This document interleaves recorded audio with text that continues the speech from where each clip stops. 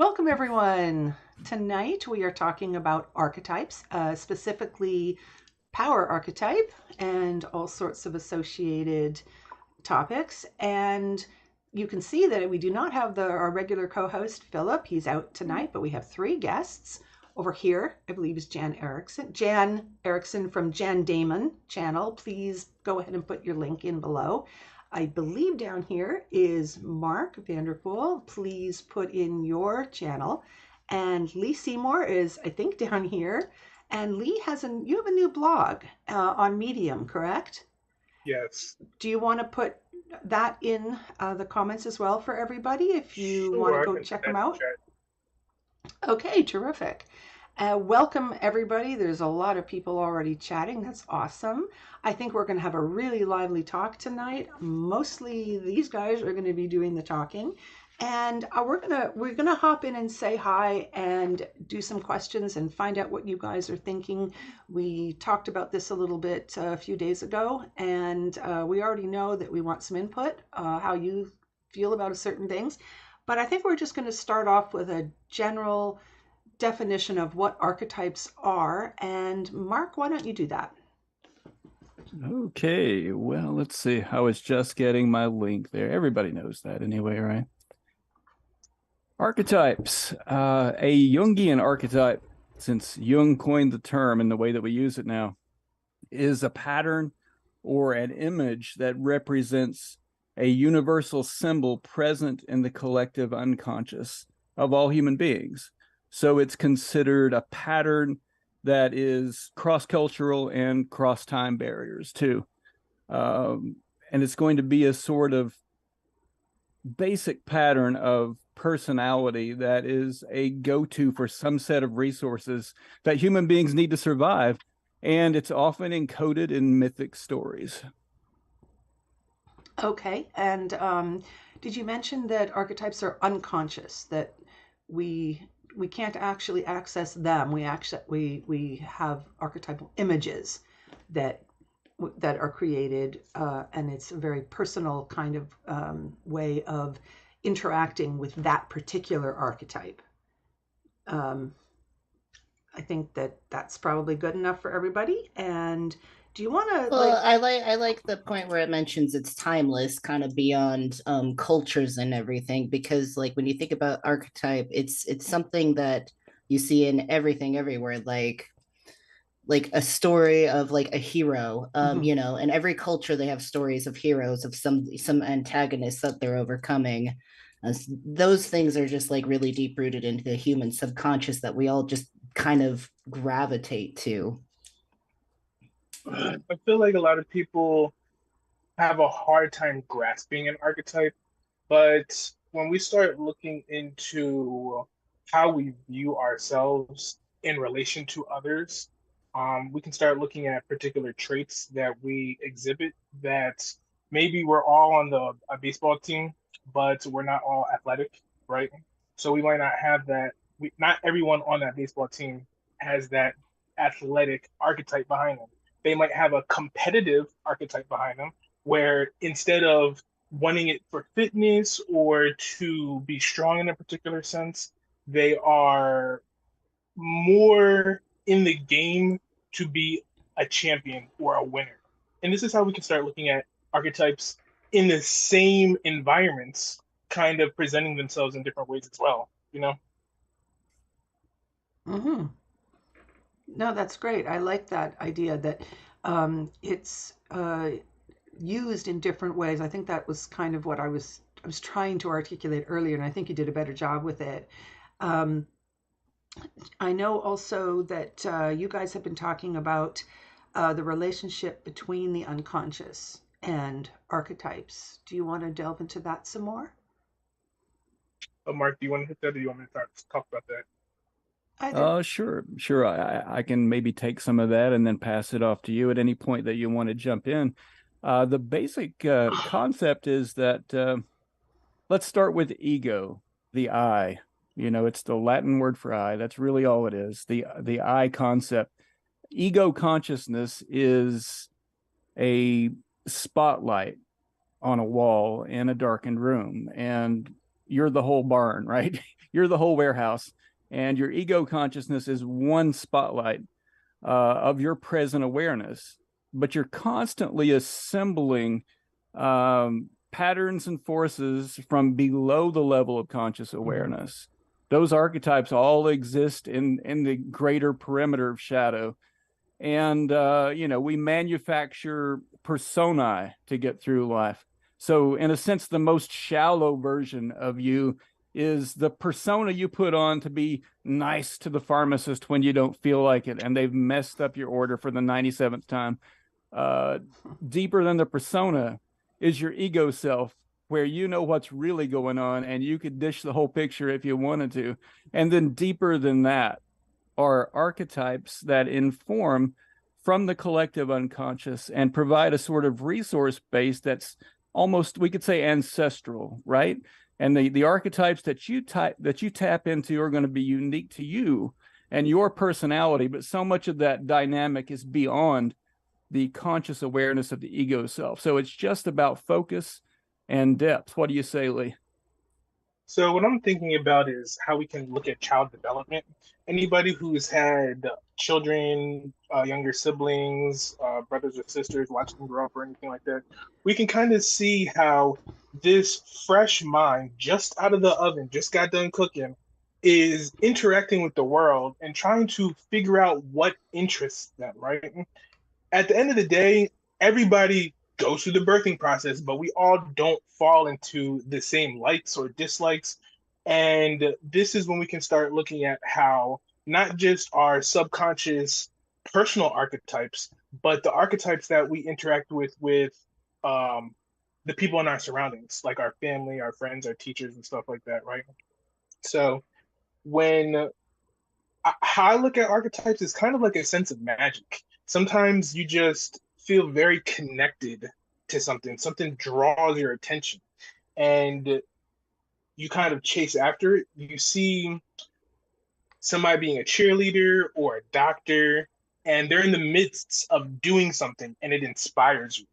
And part of that is illuminating your inner self. You're trying unconsciously, you recognize something in someone else that, like I said, inspires you, it fuels you, it powers you, it gives you some sense of yearning, right? And a lot of people they kind of they gloss over it. They're like, oh, this is really interesting, I want to follow it, I want to investigate into it and stuff like that. And before they know it, they have already started to shape their world through these experiences, right? So if you want to be a doctor, or if you just want to be a student, you'd actually have to put yourself in a place where you're learning things or you're being educated, right? And it's not like as a child, you're very conscious about, oh, yeah, I want to on purpose be in this facility that is supposed to enlighten me or anything like that. They just see other kids. They see other kids trying to have fun and learn who they are and what they're doing. And they're exploring that. They're trying to bring out of themselves something that they don't know. Why do I like this color? Why am I obsessed with this? Of course, as a child, they're not thinking about these things, but we can see it. We can see all of a sudden this blank mind is obsessed with the color purple or werewolves or zombies. Because if you have a niece who's seen Disney and stuff like that, they get obsessed with these anything really. Sometimes you see kids obsessed with the moon. Why is that? Where are they getting these ideas from?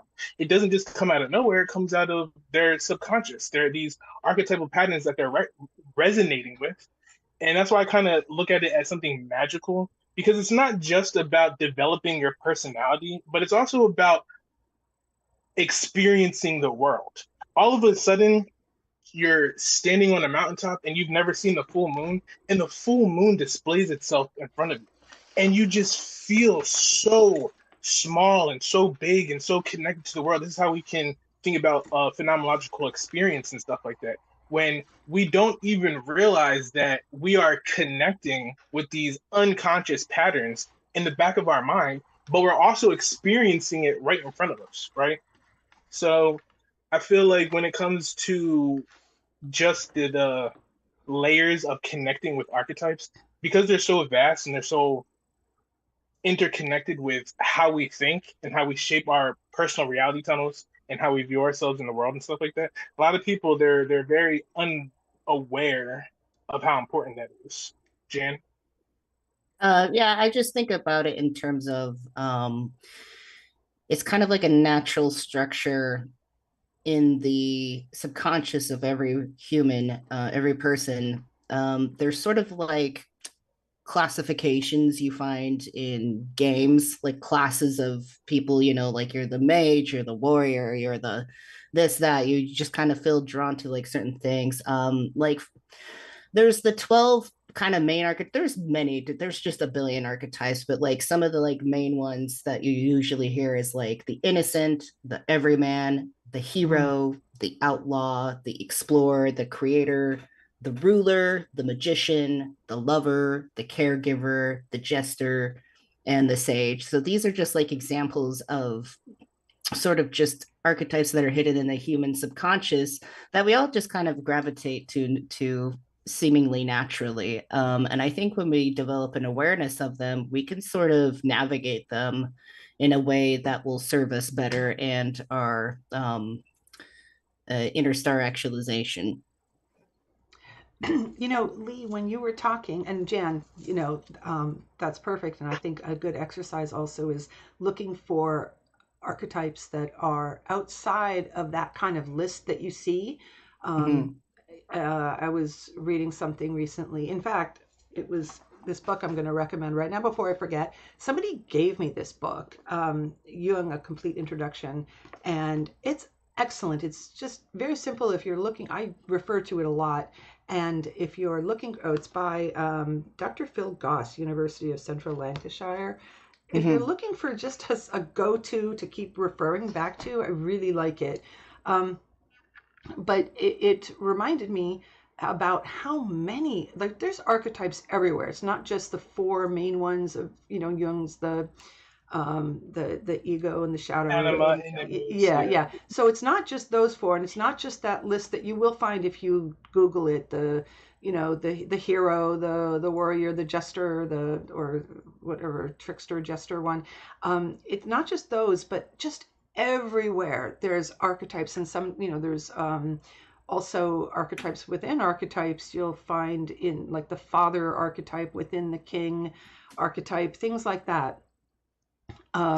But I have a So question. I'm just mhm. curious what you guys think about this, because Jung uh, believed that we were not born blank slates, that we brought with us this access to this unconscious material, that we had the potential for. We brought that with us, which I think there are a lot of critics who would not agree with. And when you were talking about young kids, Lee, it reminded me of that. What do you guys think of that? I know that this is a brand new question that I'm just throwing in there, but that's your fault, Lee. I think that as we explore the world and each other's minds, we can really see very strange ideas in other people, even when it comes across to like the same genres and stuff like that. So I dive a lot into the fantasy aspect of stories and novels and how people can talk about things like fairies and elves and demons in completely different settings. And it shows when people have certain concepts of philosophy and they're putting it in their writing, or some people are just specifically talking from a very emotional and imaginative standpoint, right? And they're talking just trying to express what they think these ideas are because they're chasing after certain types of power that they recognize in what they've seen in these characters, even though they're not necessarily educated on these characters. And just the simple fact that they can create their own idea. They can structure any kind of concept. We could, because as we know, all language is a metaphor for nothing but concepts inside of our mind for others to try and understand, right? Another Mm. mind can understand what our mind is trying to convey to them, the data, right? So, as best that they can, they're trying to express an idea to us that is unique to them, and the only way that they can do that is by using language that is similar. So they use words like demon or angel and or and all this other stuff just because that's what they're familiar with, right? But when we're talking, like I said, about the difference when somebody has a philosophical or a psychological aspect integrated into what they're writing versus just an emotional aspect where they're just trying to express their idea, but they're giving concepts and ideas that are similar but not really the agreed upon concepts. You know what I mean? This is this wild imagination that is trying to bubble forth and create a new concept, something like you were talking about where archetypes inside of archetypes, right?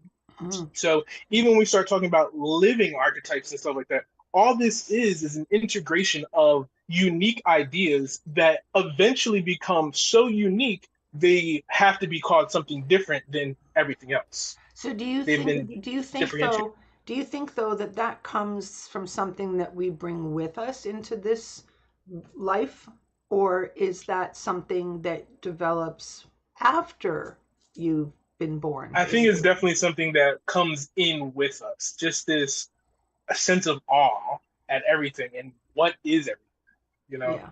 and it comes with us. Mark, what do you think? I agree. An acorn that is really successful at being something more than squirrel food becomes an oak tree, right?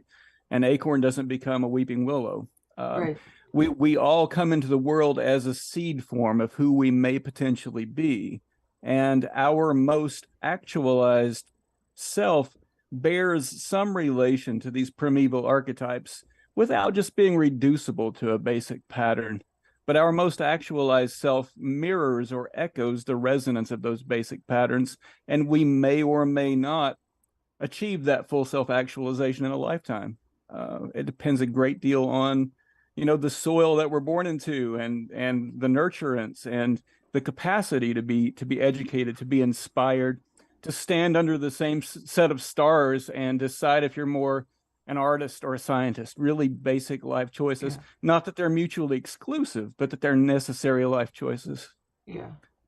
Jan, what do you think about I think, bringing? given the way Neogenianism understands life and death, because we talk about reincarnation, but not in the sense, that has like karmic um, attributes to it, but just in the sense that once you die, you connect to another body, and in that process, you forget everything in your past life. However, I think it's most likely that there's not necessarily from our direct past life, but probably just a small essence that we carry out through many lifetimes, even through many cosmic cycles, that we tend to bring with us. Because even though we get to like a singularity point and we all become as if we're one mind, we're still very much individuals, and there's that essence of us that I think will always remain separate. And I think some essence of individuality with certain archetypes are carried with us as we go from lifetime to lifetime.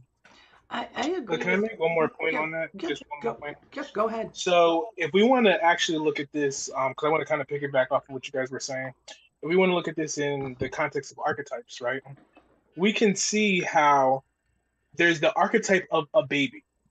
We can know that babies are going to react or act in particular ways under specific stimuli. There's no way that even if I remove this child from all human interaction, that that child's not going to cry if it's hungry. We know that internally there's an aspect of it that is dedicated to making sure it survives and speaking out when it needs something, correct? So we can see how there's universals such as a human baby is going to act in this particular way under these circumstances. And yet, all human babies eventually become completely different individuals. So we can see how we can share a universal and still develop in a completely different way as time goes on and as we integrate new archetypes into who we are. So that's I just wanted to add that. So I hope that adds context to it. Mm-hmm.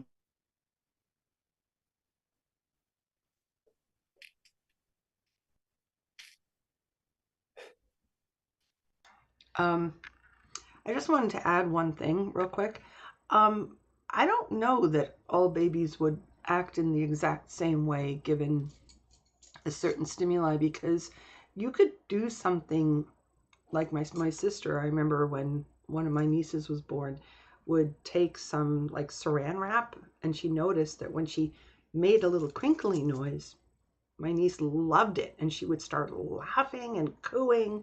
But I can see that scaring another baby who would start crying. So, what causes that kind of difference, do you think? I think it's something internal to that we bring with us. Hang on, I have to cough again. Well, even if that is something that we bring with us, we have to remember that the lifetime that that individual had before is still going to be different than the lifetime other people experienced, right? So, granted, of course, not every baby specifically fit into a blueprint, right? But there are going to be key aspects that are seemingly universal, right? Like crying, unless that child was born with some kind of deficiency. And then that's why it would be a deficiency, because we know that the standard is for the child to behave or act like this when it's starving or faced with trying to survive and stuff like that, right? Yeah, I mean there are generals for sure. I mean if you don't respond to a baby when they sound out all the signals that they need food, that they're hungry, that they're soiled, that they want attention, they will simply stop trying to You get got your to be attention. concerning for you, right? That Yeah, you as the parent, you'd be like, "What's happening to my child? That it's silent, it's unmoving, yeah.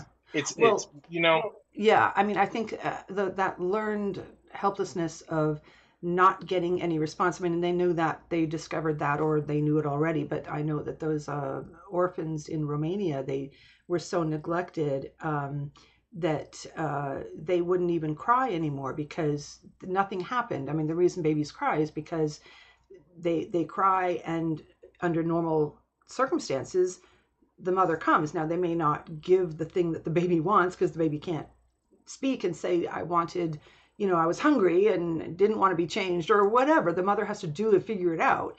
But they know that crying will produce a parent who will then try to soothe them. And I think those things are definitely the same. But I was earlier referring to, and this I find just really interesting, why people are, yes, that's me with this is me, Susan. Um, Somebody was asking. I I've think, seen that. I think that Jung's. I'm just going back to Jung's idea that we don't start out as blank slates, which I think a lot of people expect us to. That it's just whatever the environment produces, and I have questions about that. I think that there are things very very early on that produce differences in, Absolutely, and absolutely. like definitely like in identical twins even, who don't behave identically. And so I think that's something Mm. that we do bring with us, from before. It's part of us as a zeta, which is our term, a Neogenian term for what we are fundamentally, which is a mind. And I think that this is my personal belief. I don't think we can prove it, but that we do bring these things, and I think Jung was correct in that. Anyway, I was just curious as to what you guys thought and about that idea, and I love the There, different there, things you talked about. there are very well-established studies that delineate broad differences. For instance, psychologists have studied aggression with simple stimulus response mechanisms, like if you pull this, that will happen. If you pull this, that will happen. Then you pull that and it doesn't happen.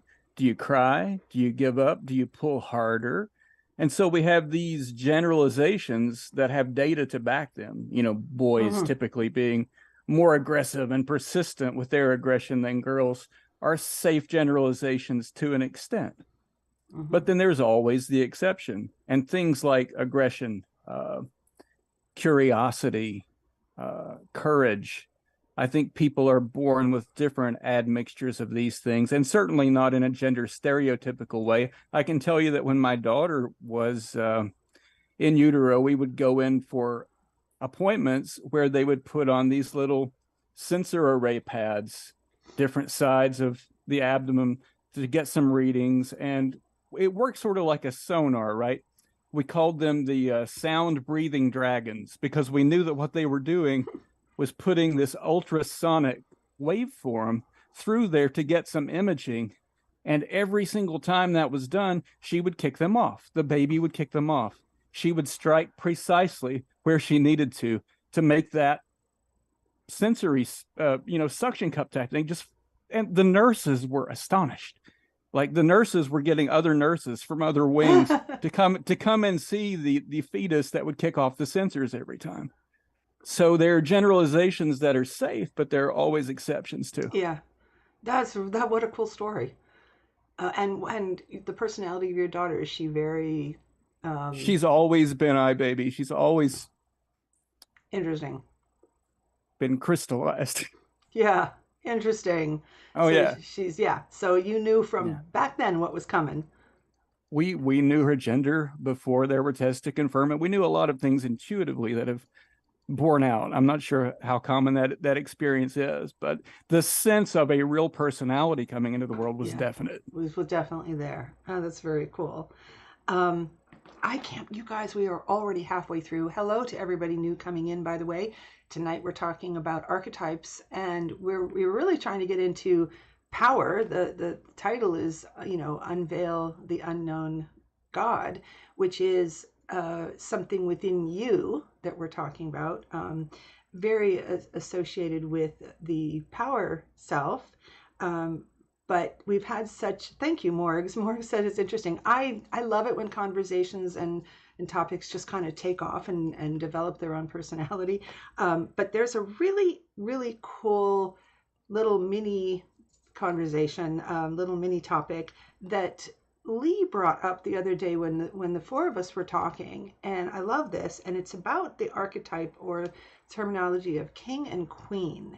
And Lee, you said you would remember this.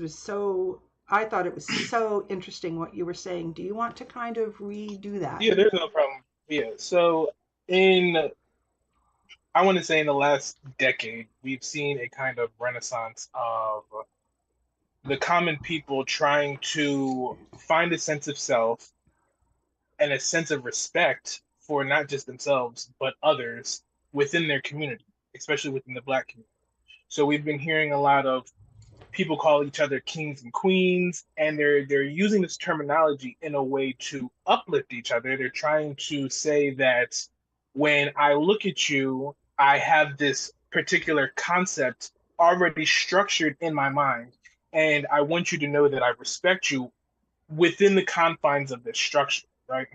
And to them, it seems very powerful, very respectful. It seems like a very good idea to go from, oh, I'm not just some regular Joe Schmo, I'm not just some peasant, I'm a king or a queen, right? And then I want to speak life into the people around me, so I'm also going to say this to them as well. But at the end of the day, when we look at what kings and queens are, and we look at their history, and we look at the misogynistic aspects of, at the end, you have this male king aspect and then this female queen aspect, and the king is still supposed to be the lead. It's still supposed to be the head, and they'll say things like, oh yes, my queen rules at my side, but that queen's supposed to rule beautifully and silently and is mostly just an object, or is representative of the mother archetypes of needing to be nurtured or protected or birthing new life, right? They have all these different archetypes integrated into these different concepts, right? But it's still very limited. It's still this concept of let's go out into the land and conquer, let's rule over others. And even though they're saying like, oh, we want to rule over ourselves, it's still very narrow, limited. Why did we have to go from being to peasants to kings and queens instead of just jumping the middleman and go know that we're heading for apotheosis? Instead of, oh well, I'm not as good as God, so I can only say that I'm a king because, the most high God, the most high king, it's still this very limited pseudo-Christian mindset seeping into our culture, Got to Are be very careful what we subscribe to. are most of people who use this, are they religious Christian or They are what would be considered woke. This is the new, more woke terminology of trying to uplift your brother or sister in the community and stuff like that. yeah, You're and trying to show the namaste of, do you know what namaste is? yeah, yeah. The Okay, right. is it the God in me recognizes the God in you? Is it the Well, the yeah, I think, divine in me recognizes the yeah, divine in you? right, Okay. right. And I think the idea is really, really important of uplifting. Really like that part because I think if you have been really downtrodden for a long, long time and you're not getting the help you need from outside your own society to um, to uplift, to fix the issues that exist, to then decide to say within your community, all right, like fuck this. Sorry for the language, but seriously, fuck this. We are going to address ourselves and each other this way. I think that is necessary. When I started seeing that, I thought, I can absolutely see the positivity in this. It was only when you mentioned this limiting factor that I sort of went, oh, wait a minute. And of course, in terms of the Neogenian and how we think of, how we view existence and reality, we all are divine and should be recognizing the divine in us and also in the collective. So we're kind of at the place that you were talking about that we need to go, which I thought was so cool when you said that the other day. That's what we are striving for. That's what we're doing here with elevating consciousness so that everybody recognizes what we are and what we can do, how we can be world shapers, which desperately needs to happen given the state of the world at the moment. So, Yeah, we definitely want to be mindful of limiting terminology that we're using. I know that people are trying to use it to reclaim their power and stuff like yeah, that, but it's still such a limited view on the totality of what's happening, you know? yeah. And I didn't realize that it had that the archetype was very misogynistic, had those elements in it. Because, Yeah, because if you're not being my wife, if you're not at home taking care of the house and doing these particular things, which is fine. The thing is, it's not like there's anything wrong with being a homemaker right, or wanting to live at home and taking care of your family. There's nothing wrong with these things. It's just that when we start plugging into these ideas, we want to be very careful that we're not becoming closed-minded or hmm, prejudiced because these other people that are our skin folk that are supposed to still be in our community, if they don't act this particular way, then they're less than us or they're lower than us in these standards. yeah. So you got to be real careful. Well, also telling somebody this applies to everything, everywhere. When you say to someone, you must identify with like this archetype, this figure, this shape, you must be that thing. That's what you aspire to. That's what you're growing up into. That's ridiculous. That means that all the other parts of you are not going to be integrated. They're not, that you're not allowed to recognize them. So I agree with you completely that absolutely there's nothing wrong with the mother archetype, the nurturing part, the mother, the parent, the person who gives all the warmth and uh but if you are only that, it's like this is what you must be, this is what you are allowed to be.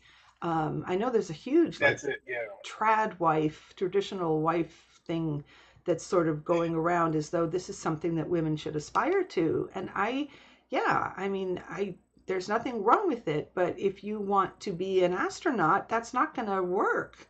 You know, Right.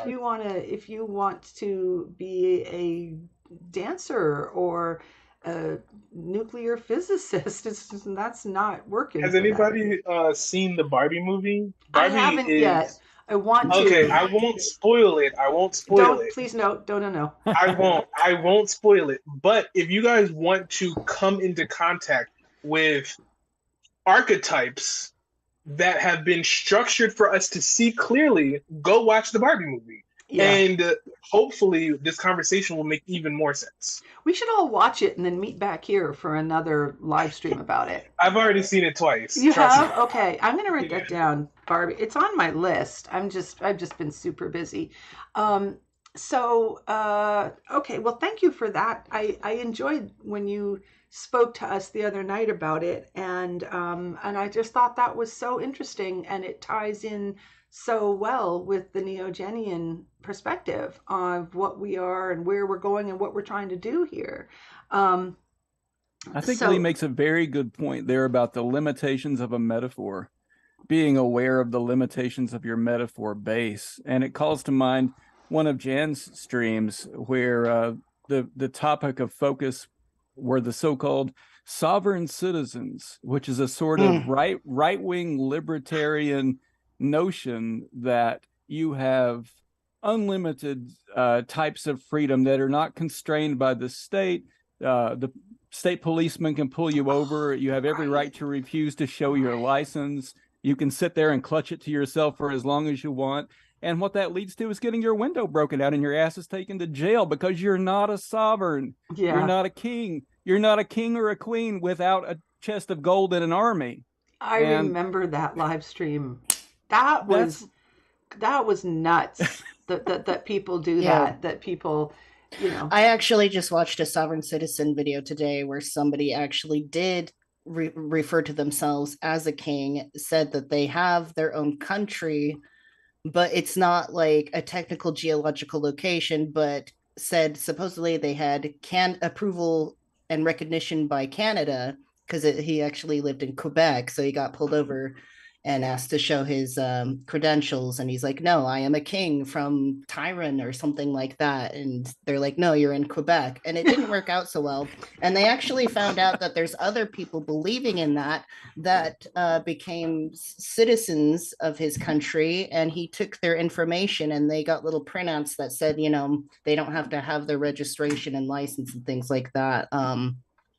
So, when you tap into archetypes, you got to be really careful to not take them too literally. I remember a lot of this conversation started off, what kind of piqued my thoughts about this archetypes leading to power is Mark mentioned something about who is the person that comes out during a crisis. Yes.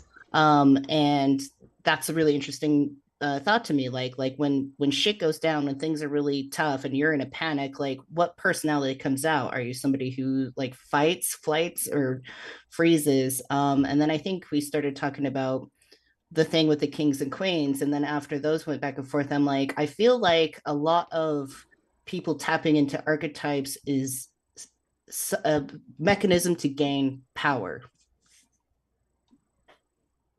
Yeah, absolutely. Oh, Lee, were you going to say something?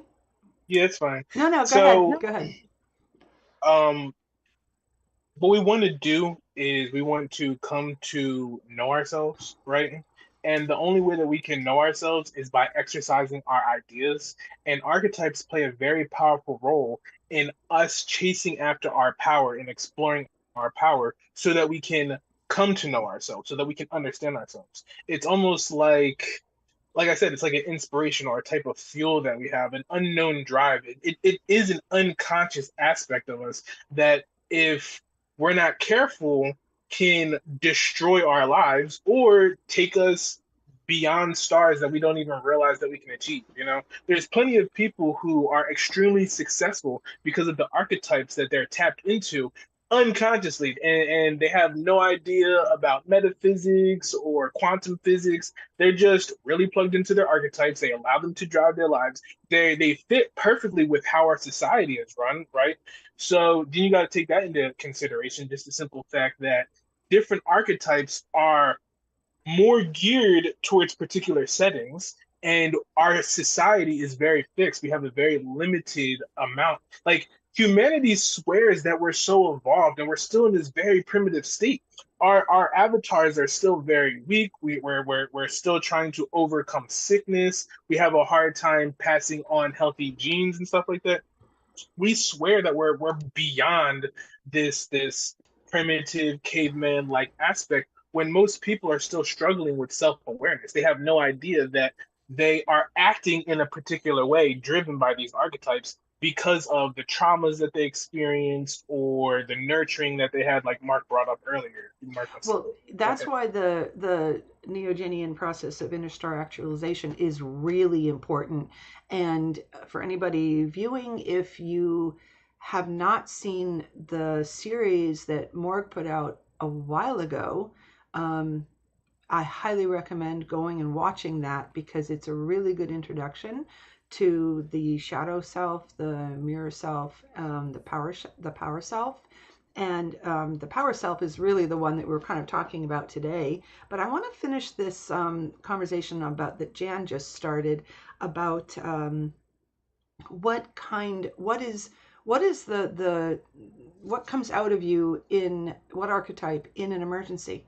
I thought because that was actually Mark's question when we were chatting the other night. And I thought it was such a cool question. And it's something that I want the viewers in the chat, if you listen to what these guys say and then say what you would do. Mark, go first about what comes out in an emergency. But first, talk a little bit about what you, like you did the other night, about how the background of this, how you tap into something more than yourself when you're in that kind of a situation. Right. You find in certain crises that the self you were imbued with by your tribe and your society, your parents, your religion, is insufficient to your needs and a hindrance to your self-awareness as you move forward. There are lots of different kinds of crisis, but the existential crisis is a good one, right? Mm-hmm. Whatever takes you there, your ego is going to melt, and you're going to need something that is bigger than the stories you were given. Maybe you came up in a tribe where our religion is true and everybody else's is mythology. And this is the one story that you need to believe literally and identify with. And maybe you get to a crisis in your life where that just doesn't work for you anymore. Maybe what comes out of you is a counter definition to that has an energy that seems satanic or demonic, or maybe it's something older and not a counter reaction to that imposition of a belief structure at all. For me, really, it was something much older. Uh, very, you might say I'm a born again pagan, because when I came to those moments in my life, what came through me was old and was joyous and was wild and was much more like Pan Dionysus, something like that, rather than something defined in opposition to a younger belief structure. And from there, I had to figure out what was going on. And I had to start reading because I was having archetypal experiences of that nature before I had the sort of conscious knowledge of the material that we find when we go and read, The Hero with a Thousand Mm-hmm. Faces by Joseph Campbell, maybe a book like that. A good one I found when I was a young man was called King, Warrior, Magician, Lover. And usually when I'm in a crisis, it depends on what that crisis needs, but it's a synthesis of the warrior and the magician. I've come to identify somewhat with Old Wednesday, with Odin, because that god form is very much a synthesis of cunning and of a magician's cunning with a warrior's instincts. That's where I go to when I have to.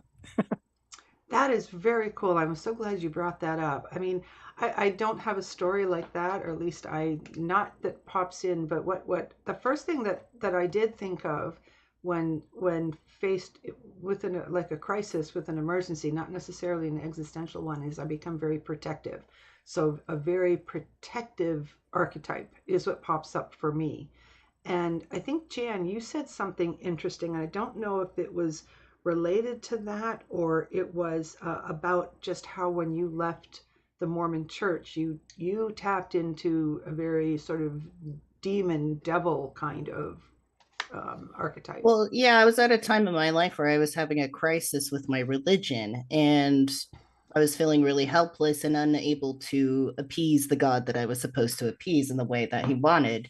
So my response to that was to dive into the antithesis of that religion. So I did pretty much everything I wasn't supposed to do. I drank, I smoked cigarettes, I drank coffee because Mormons are really against coffee.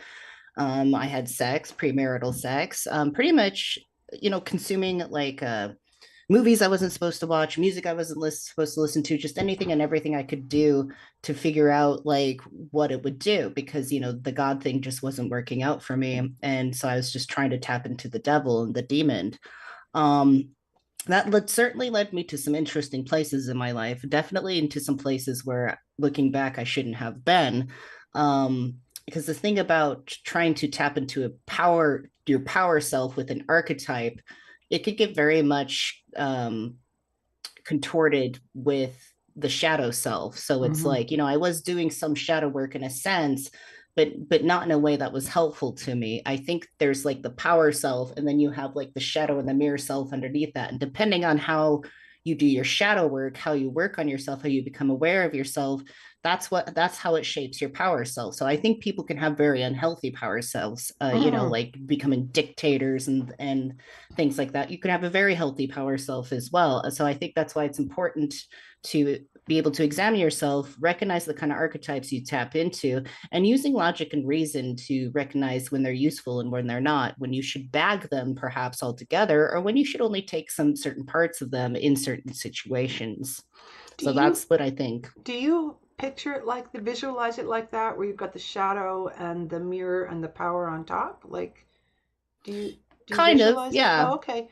kind For of. me, I see it as just like these three sections I because think you they can over. I think you can visualize them anyway, oh like yeah, maybe an yeah, that's what overlapping Venn diagram. yeah, well that I But just was I guess curious. I just meant to say that just to say, like, unless you do kind of like the work underneath it, or not really that, just how you do the work underneath the power self is how it shapes and manifests Oh itself. yeah, it's real. I'm going to point this out because it's very important that you definitely work on your shadow, and you were doing them all at the same time. It's not something that you would like work on the shadow self and then say, "Oh, I'm done with that, and now I'm doing the No, mirror." you can't put your power It self on the doesn't back burner and it say, "Let me put a doesn't work bookmark that in way. that and work on Yeah. these other things." You You can't compartmentalize yeah, them you in don't that do way. them one after another. That's important. You're doing them all.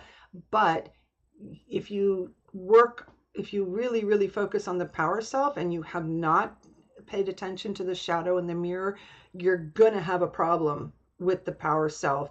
You're going to turn into, like you said, like a dictator. You're going to have someone who's really, really in tune with their power self, but they haven't done this other work underneath it, and you're going The to end power up self becomes shadow yeah possessed, I you're think, in yeah that point. you're going to have somebody who's out of control. Think of like Trump was is a really really good example of Oh yeah. that. um, Low empathy and narcissism and all of it. complete disregard for the consequences of your words. Right? Yeah, so Yeah. somebody who has a high connection with their power side, but the others are just like non-existent. So that's a huge problem. But that we do have to do all three at the same time. You don't want to say, "Oh, well, I won't start the power self until I finish the others." At this time, even you can start to identify what aspects of people that you admire, right, look and see what are those traits that those people have, and think about what how that resonates with you, and start to develop and your own traits, and bring them out into the world so that you are actualizing your power self, instead of just focusing on somebody that you admire and putting all your attention toward them, because you should really be working on yourself with that. So Mark, did you want to say something else about that, or Lee? Go ahead, I can Wolf. go.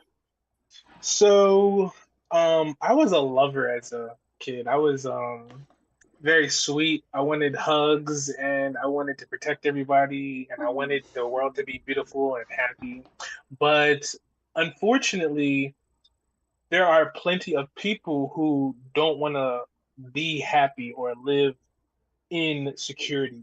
They Yeah. are instead chasing after forms of self-harm and they would rather not be safe.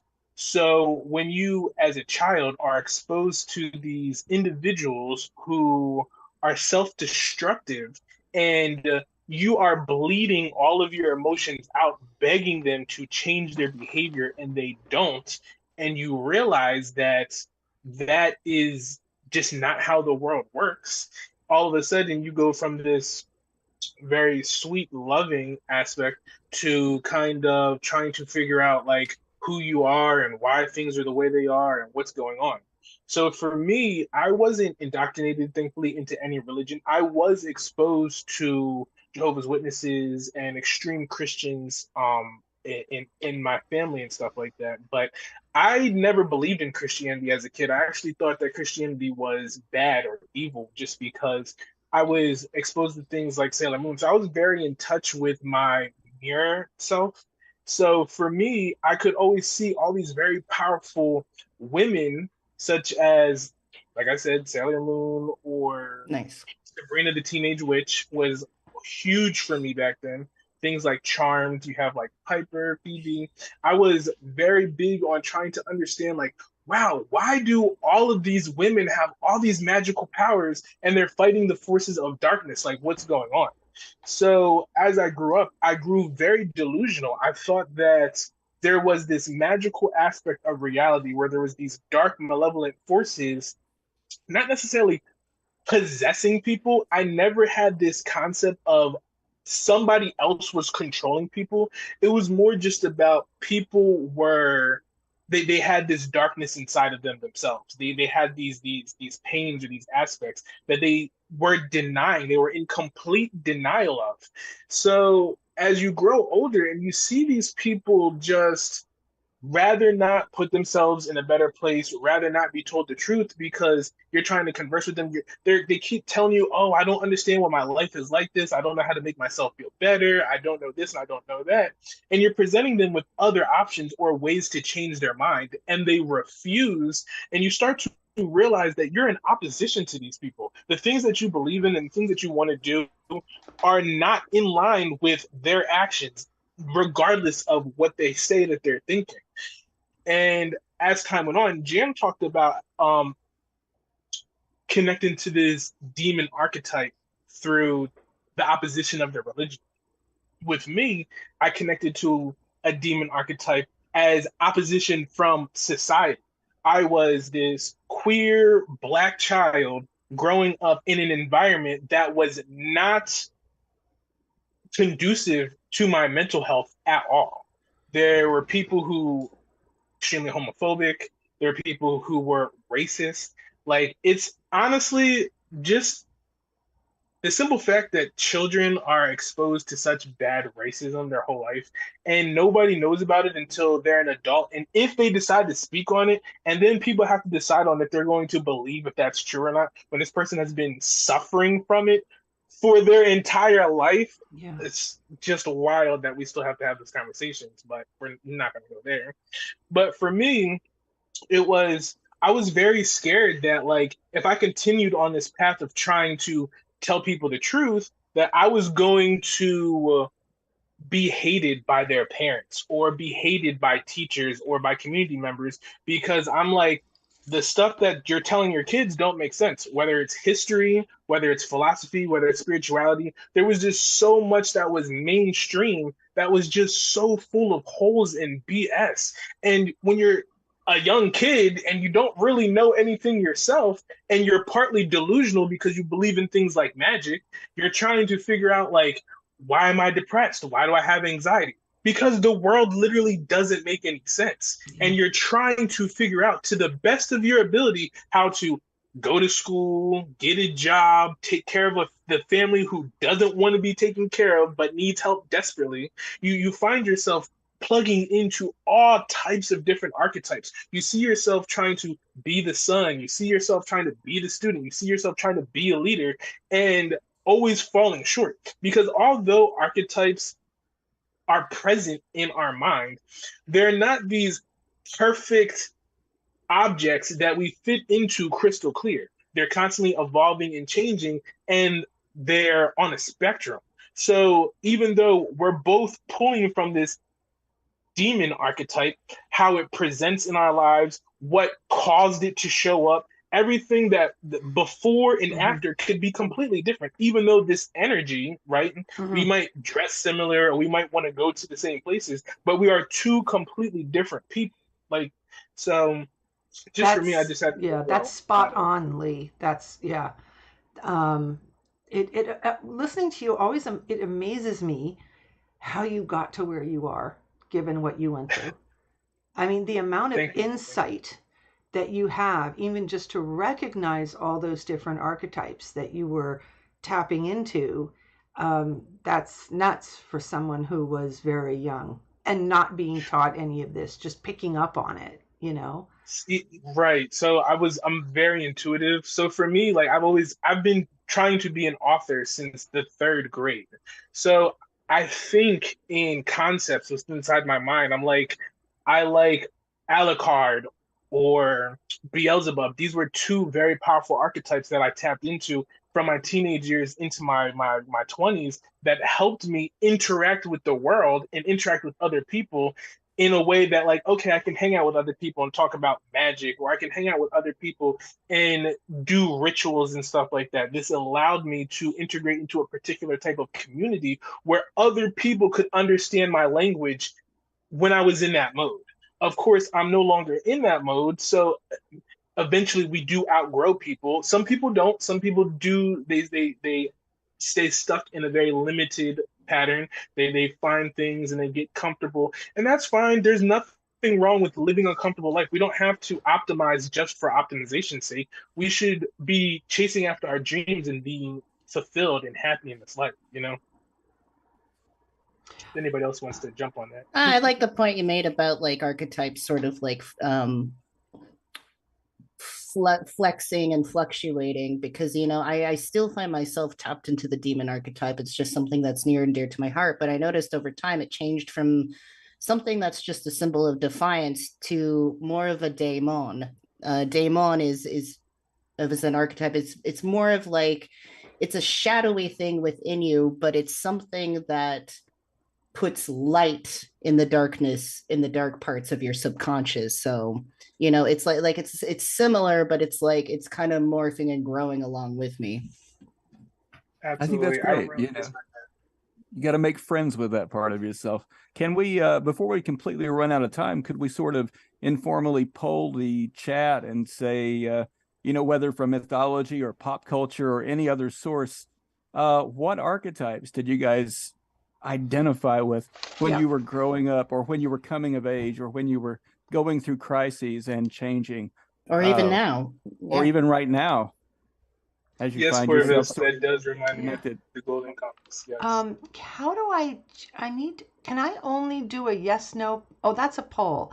How yeah, can I do anything? Just let them type it. Just let them type. How do I add an option? Oh, I see.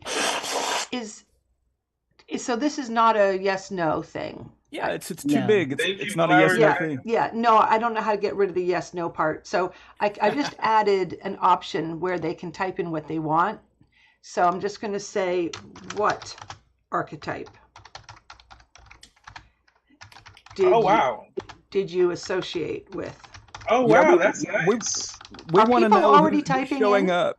We want to know who's showing up for our extended Halloween party. We're gonna just go ahead and shift it into shadow season, because I'm sick of the summer heat wave. Everybody else? Okay. No, I want more summer. Sorry. All right. I'm ready for it to be October. So bring your Halloween self and tell us who you identify with. Who your power self, your bigger self. Like who's Uh, taking Did charge I when things are really what did scary? the figure in mythology or pop culture do you identify with? Like when the chips are down and you need something that's bigger than your conscious ego.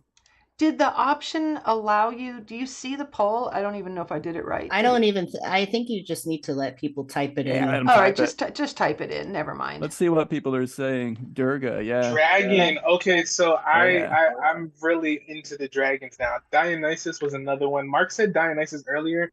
I felt Yeah. very connected to Dionysus, especially when that Yeah. Beelzebub aspect. Halloween. Marconomicus has some good ones, Yeah. like, and they're all pretty like similar, like the goddess Durga, Diana, Kali Ma, Pan, Oh, Faunus, So Vishnu, Shiva. we have the huntress, right? Diana, yeah. Artemis for me. I like the Greek Artemis. names, but same thing. Um, Anybody know Alucard? first, I don't. I'm Isn't that sorry. Dracula backward? It is, but It yeah. is raw fit, good pick. Nancy from the Craft. That is a powerful image right there. Okay, that's how you. So that is when you want to give an idea, you just express a concept using someone that has been that archetype. There's no other way. Like it's Nancy. Like you're the Nancy archetype. That's just how that is. I love the names that are coming out. I don't even know all of them, but Ooh, Pinkie Pie, Captain Cold. Are you kidding me? Beetlejuice. There's a decade of pop culture I need to catch up Xena. on somewhere. Xena. Xena, that's a I good can't Ooh, even one. Xena is a remember. good one. Yeah. I just want to say thank you to everybody who gifted memberships. I saw them coming through. I know Morg gave some, and I think Elise did earlier, and I'm so sorry if I didn't. Yes, thank you, Elise. Antichrist Superstar got that one, and I think Cassidy got one from Morg, and then I think Flower Laura Dragon got just one too. gifted a couple. Thank you so much, you guys. Halloween Mom said, "This is incredible. I'm so relieved to have found you all. We are happy you found us too. Um, I'm pretty sure that you must already watch Morg's live streams, Jan live streams on Fridays. When the Oculus, that's us. When we live stream, it's on Saturdays. Mark, you have chosen Saturdays at like after our live stream if we do it when you're going to premiere something. Is that Yeah, correct? that's what I've been doing. I'm not going to break out with anything tonight, but I'm going to plan for next Saturday evening. Yes. Okay, and please look for our Facebook page for the Neogenian Oculus because that's where I post when we're going to go live. I also this time remembered to put it in the community. We do members live streams. We try to do it once a month, and we've started that's for members at any level. And so if you just were gifted a membership, you are allowed to come. And that usually follows the public live stream immediately once a month when we do it, probably near the end of this month when Philip is here. And we have started a new thing where we have guests on from the community. Lee's already done it, and Laura, who has already done it, and Mark has agreed to come on. And when we don't have the day plan, we got to look at your schedule. But even though you've been on our live streams before, I don't think we really got the chance to do a whole meet and greet and find out a little bit more about your history. So Just how far the weird goes. Yeah, we'll find well, out. it's very interesting. And when I get a chance to Zoom with people, I feel so lucky that I get a chance to talk and you guys miss it. So that's one of the reasons why we wanted to bring this in as a feature. And it was actually Mark's idea to be doing this. And I'm already really enjoying it. And I just got somebody else today who said that they're interested. And so that should be coming up as well. If anybody else is interested and you want to come on and talk about anything to do with the Neogenian and how it impacts your life and or just how you finally found us, what you went through to get to here, what parts of this is appeals to you the most, anything in that regard. The community would love to meet you and hear about it, and you can just message me on Facebook or leave a message on one of our leave a message on this live stream. So thank you. Halloween Mom just gifted. Thank you so much. Nice. And And Fantastic. 10 Yeah. memberships. Thank 10 you. Thank memberships. you. Oh my goodness. Yes, So thank many you. people. That's awesome. That's wonderful. That means that lots and lots of people can be able to come to our members only. If you did not get a membership, please make sure you've turned on the gifting, receiving gift ability. I think you do it through the settings in You YouTube. tap the join link and you look at membership options, and then you tap the three dots for the menu and go to gifting options. Awesome.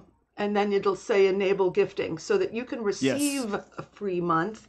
And people gift a lot. This is a very generous community. So if your month runs out, you can be gifted again and just keep, keep being gifted. The lowest tier is $2 a month, so it's not expensive. It's like $24 a year and that's the whole year you get to be a member. We appreciate it. Thank you so much to everybody who does that. You support us and it really helps. I think that is everything. Thank you to Elise for moderating for us. And we look, oh, quokka. Yes, I will do the quokka. Oh, it's going to be in the wrong place, but oh no, he's in the right place. There you go. I didn't put him on when I coughed. I just muted myself. So there you go. Okay, you guys, this has been really great. I am so happy that we had guests on tonight. Philip will be back for the next one, and I think that's it. We're wrapping it up. Any last thoughts from anybody? I just want to say something. So, Laura has a message. She just wants you guys to know that you guys can be confident. She wants to inspire strength within inside of you guys. She hopes to get to know more of you guys through the Neogenian Oculus. So, when Susan does reach out to some of you, we do hope to see some of you on stream. We would love to get to know some more of you guys. So, don't Don't. forget to follow me on Instagram and Facebook. Hi, But Kim. I will see you guys in the future. Kim just came Yeah. in, and yeah, definitely don't be shy. If you have something that you want to talk about, and what you like best about the community or any aspects, we would love to hear from you. We'd love the community to meet you, and it happens in the members only live stream, which is about a half an hour long, which we do once a month. So thank you so much, you guys. Thanks for coming. Have a great rest of the weekend, and we will see you next time. Bye, everyone. Good night.